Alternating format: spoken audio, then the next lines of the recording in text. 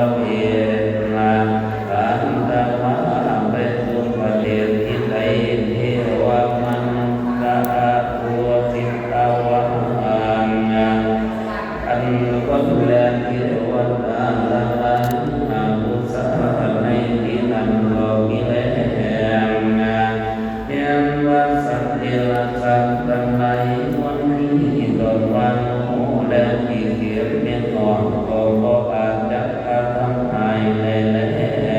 งานด้วยพันละอานิสงสารอันใดกุศลวันนับประเพียรนั่นแหละเยสนาพระคุณนาภูมิใดได้บูชายันกันเทวาทุสบอันประดับประดาเวคาถาเจ็ดสิบเก้าคาถาเยสนาคนทั้งหลายผู้นั้นชายันติก็ได้ไปเกิดในกับคนนั้นบริสุทธิ์มีสมบัติมานักนาเอมาวันนามีวันนาตนนันนามีรูปะมีโมตนนันงามนาเอียงยาเป็นนิหันเกี่ยวกับทางหลายละอินทวาก็ได้ปฏิญาณผู้นมมีหูทรงงามยิ่งนักนาว่าก็เดตังก็ได้ทัศสิทัศานุกาใส่และนำละไมเหียงนามานักสัพเพตนาอันว่าคนละไมผู้นั้นปรารถนาสมบัติอันใด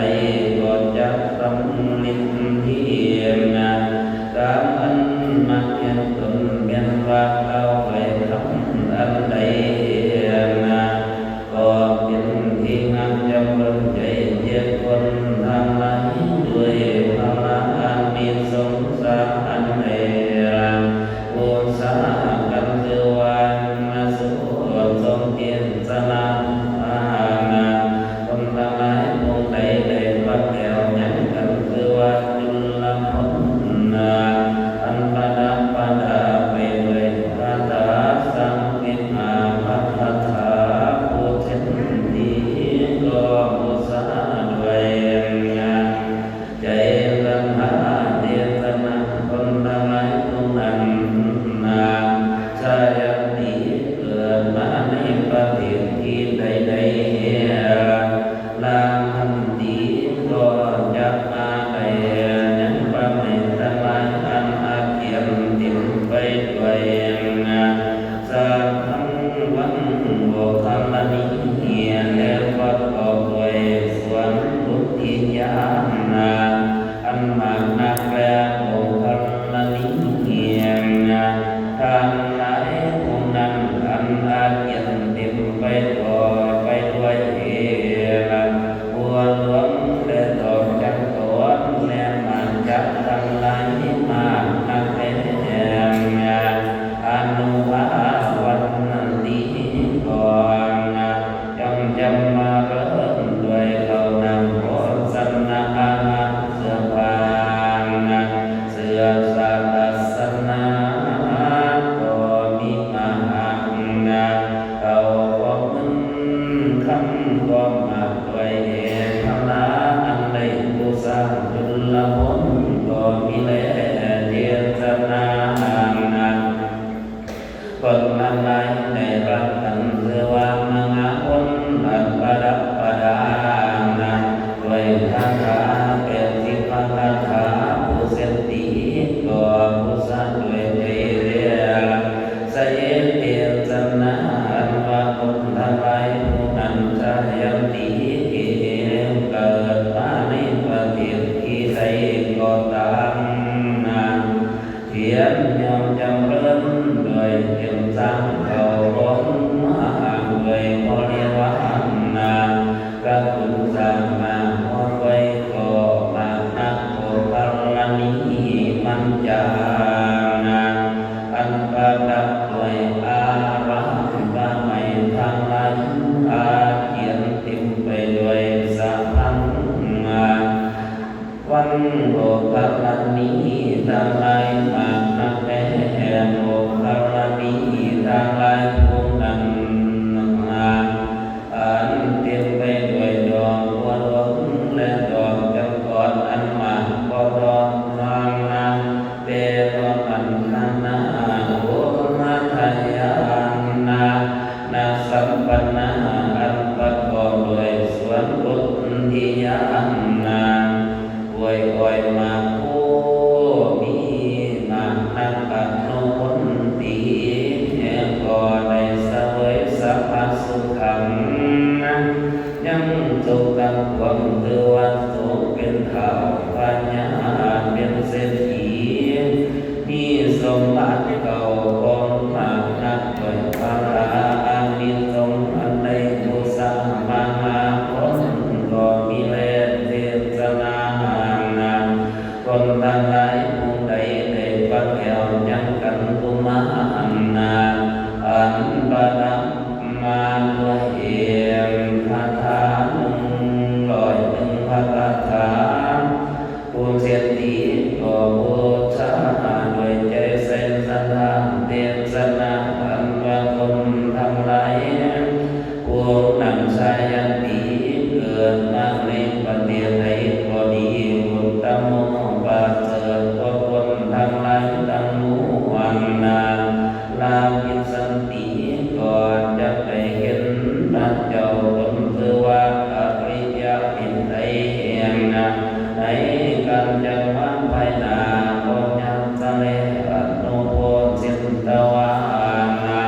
ได้เสวยสัพพสุขังยังสุขทั้งปวงคือว่าสุขอันเป็นปัญญา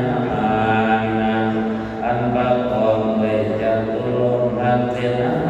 อันมากนักละภิสันติก่อนจะได้เห็นสุขนิพพานังยังนิวันสุขในสำนักพระเมียไตเจ้าได้แห่งด้วยอานิสงส์ยังกันเสือกุมารและเย็นสันนาคนทั้งหลายผู้ใดได้ฟังแล้วก่อนยังกันเสือว่ามัทธิอันประกอบด้วยคาถา10พระคาถาผู้เสียทีก็บูชาด้วยใจแสนสันทานเทียนสนาคนทั้งหลายผู้นั้นเกิดมาในประเทศที่ใดละพันธีก็จะได้สัพพสัมปติยังสมบัติทั้งมวลในเมืองป่านและเมืองโคนที่การยุคกาลก็มีอายุยืนรุ่งและมีเงินตนก็งามพลาวะมีกำลังเหี่ยวแห้งนักสัพพะโรคอันว่าพยัญทั้งมวลเวียนสันติก่อนลังเสียลังโยนอนโยก็เป็นสุขด้วยอานิสงส์ในผู้สร้างหักกันเสือว่าที่ไรเย็นสนาคนทั้งหลายผู้ใดได้ผู้สารักกันสักกะพันนันกระดับด้วยคาถา43พระคาถาผู้เสติก็มีสัตว์ด้วยใจใส่สัทธาเทศนาคนทั้งหลายผู้นำทายันติอันเกิดมาในภาวะใดๆก็ดีละพันติก็ได้เห็นลามัสสังกรังยังหลังสังกัลละอาโมกัสสะปิญาเป็นที่หักแก่คนทั้งหลายในโลกนี้แลเทวตาปีเกณฑ์ว่าเพียงว่าทั้งหลายก็มามุสามานัสสุติโยวิปุโรยะถาปีอันดวงดังว่าอาคินการุณาปีเป็นจักรธรรมอันใดอันเป็นข้อแห่งสัมภุรินาสาเจ้าก็ดีก่อนสัมปิติและด้วยพระอานิสงส์อันใดผู้สัจจกันเสวาสักกะวันและเยสนาวันวันทั้งหลายผู้ใดได้ฟังแล้วยังกันเสวามหาทานอันกระดับปัตตาไปด้วยคาถา60เอาพระคาถาผู้เสติผู้ส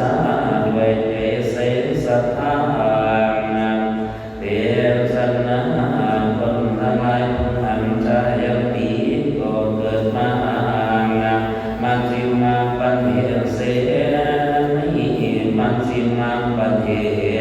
นาพระพันติก่อนจะได้สัพพะโมกขันนายังเก่าของบริโภคทั้งมวลสมัครโมก่อนจะได้สุนุนนากันกัจจันกาทิกาทิตองผู้ประเสริฐและเป็นที่งามจำเริญใจนะวันทันทีก่อนจำเริญด้วยสิ้นปานามันและผ่าพ้นนังไลพ้นพ้นเตียนนังกาใสก็มอยเห็นนะกายิ่งก็มอยนังนังไลอันมารานาก็ได้หอยลดก็ได้หอยเมียนวลนุ่มก็ได้หอยราชามนตรีก่อนจะไปเป็นพระราชานะจัตุรังคณียาเสนามีจาตุรงคเสนานาอามาเวทลมเป็นนา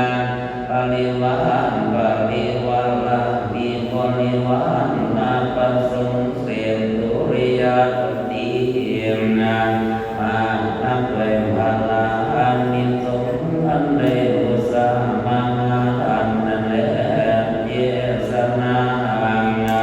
คนทั้งหลายผู้ใดเป็นบังเดียวยังกันสือว่าสังฆตินั้นอันมาดาเป็นไว้สามที่มองปัญญาถาผู้เสตินั้นก็ผู้สัตย์เป็นใจเสสนาเตียนสนาคนทั้งหลายนั้นพวกนำสายันติเกิดมาในประเดี๋ยวที่ใดละพันติก่อนจะได้เอสาพันโมกังยังเก่าโกบริโภคทั้งหมู่อาลามีตนบ้านนั้นทำเกี่ยวเวียนสร้างมาไว้การไว้สาเหตุนั้นทั้งหลายมันนักสัพพันสัมภูทั้งมวลก่อนดังนั้นเสียงนั้นสวัสดีอันเป็นคำสวัสดีทั้งมวลก่อนจำเริญแก่คนทั้งหลายผู้นั้นนาด้วยพลา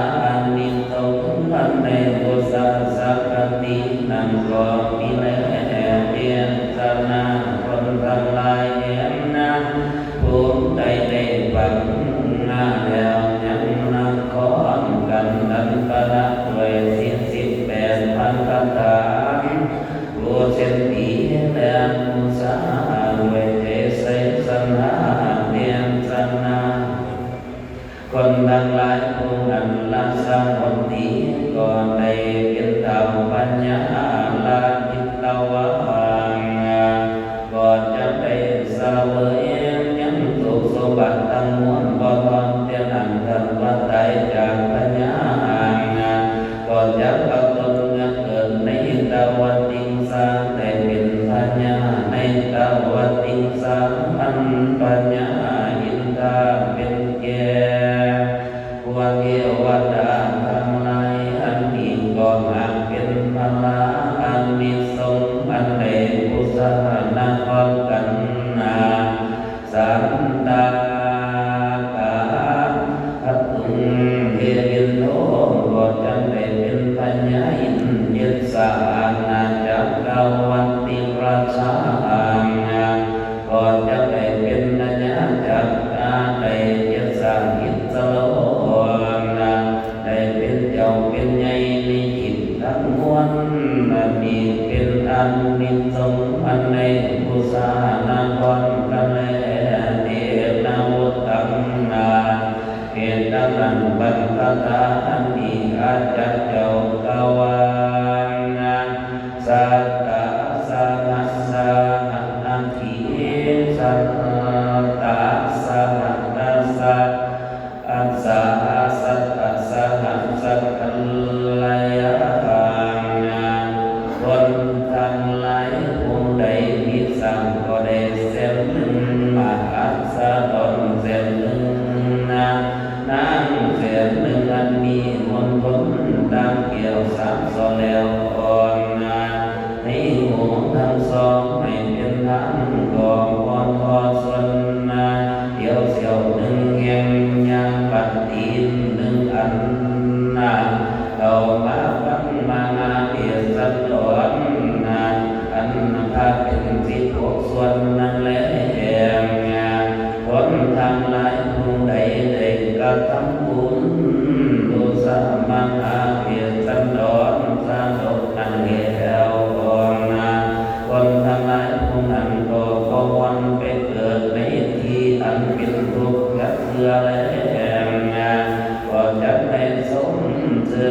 ดี